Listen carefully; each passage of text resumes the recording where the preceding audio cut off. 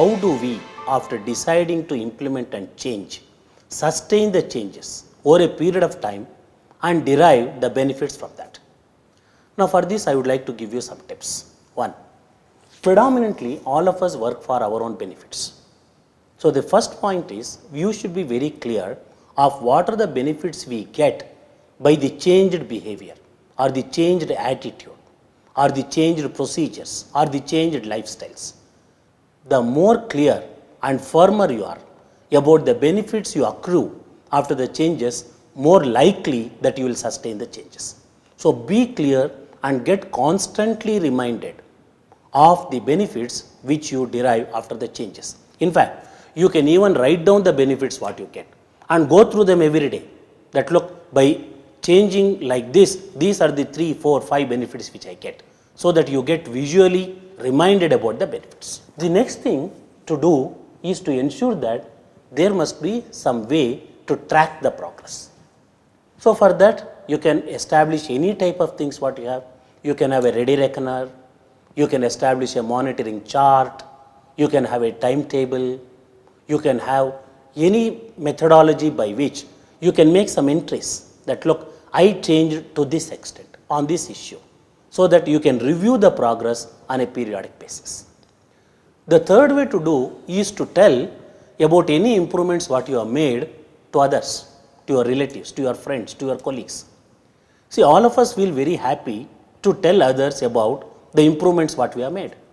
So the more number of times and more number of people you tell and they appreciate, you have a feel good factor and your mind wants to experience that feel good factor time and again.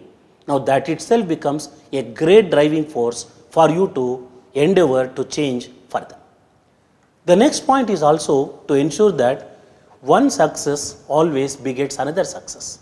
So what you do, whenever you change and implement something, reward yourself, feel good about it, take a sweet dish which you are longing for, or do some activity which gives you tremendous pleasure, and connect up that blissful activity or the happy activity to the efforts you put into change, so that you get anchored to that. So one success leads to another success, and now we want to have more number of successes, and that makes the changes on a sustainable basis. And finally, it is very important to ensure that slowly the efforts which are required to be put to make the changes keeps on reducing, and that is a process which takes place automatically. You need not have to work about it at all. Nature takes care of it. Like when you started driving a two-wheeler, initially you were so much afraid, you put in so much efforts. But today if you are a good driver, you don't even put in efforts. Just by force of habit you drive and nothing happens. So in other words, 1, be clear about the benefits.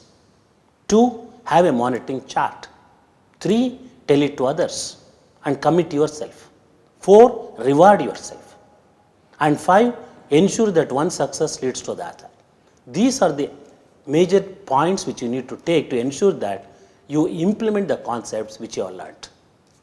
I hope the matter is clear to you, and I am sure anyone who puts into practice these 5 processes will be able to implement whatever is required. If you like this video and you found these concepts very important, useful or effective, please subscribe to our channel for more updates.